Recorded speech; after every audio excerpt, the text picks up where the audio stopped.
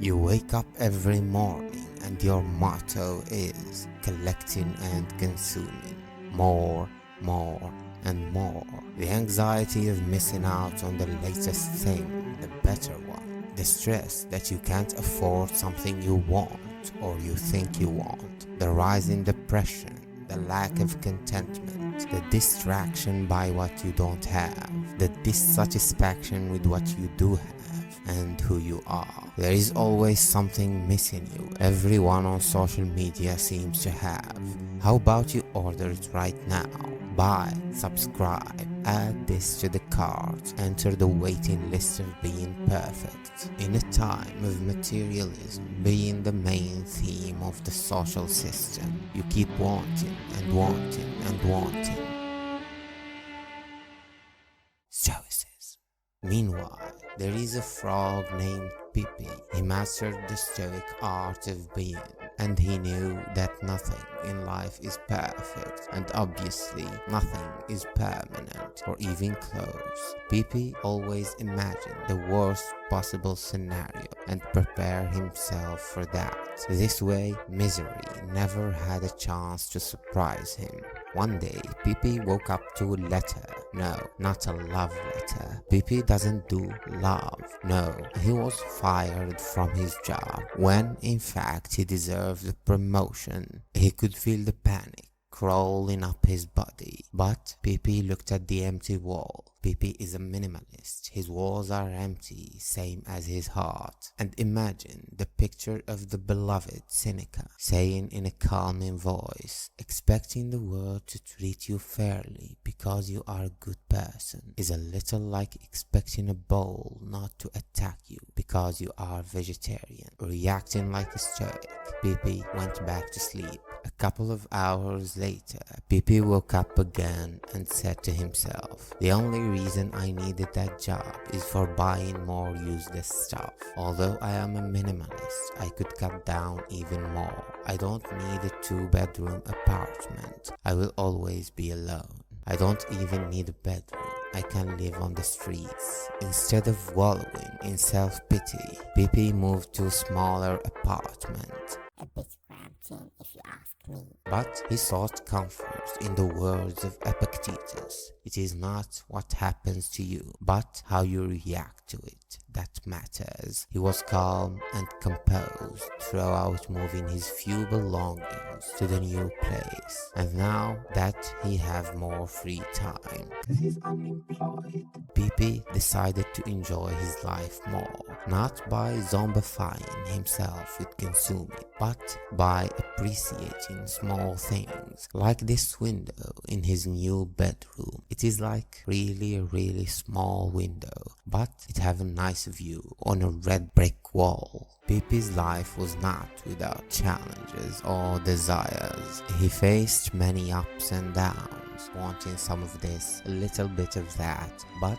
he never lost his layer of cool, stoic reactions. He always remembered Marcus Aurelius saying, very little is needed to make a happy life. It is all within yourself. Pepe knew that his happiness is not dependent on things described in magazines and advertised everywhere. The next day, Pepe was involved in a car accident. Obviously, it was not his car. He does not have one. Like a chicken, Pepe was crossing the road for no reason, because life is meaningless when he got hit by a car, as you do. He woke up in the hospital, looking at a cute doctor, and could not help but to enjoy the sight of her face. For a couple of slipped discs and a dislocated shoulder, Pepe got a large amount of money as compensation. Yet he kept remembering the words of Epictetus, no man is free who is not master of himself. And just before Pepe became a slave to his desires and to the power of that money, he gave it away to the first good-looking hobo he encountered in the street. You might think Pepe's friends and family wonders how he managed to stay calm in this situation, denying himself money and pleasure, and simply reacts like a stoic no matter what life throws at him. But you would be wrong. Pepe have no friends and his family abandoned him. When people get angry at you, they also want you to get mad so they can release their anger on you and satisfy their selfish needs. But that had never worked with Pepe. He simply shrugged it off like a true Stoic, no matter how the problem was. Like a true Stoic, he believed that what others do is not under his control, but his reactions are. His mother have died, but you can't expect Pepe to shed a tear. It went exactly like L'étranger, except that Camus attended the interment. Pepe was journaling about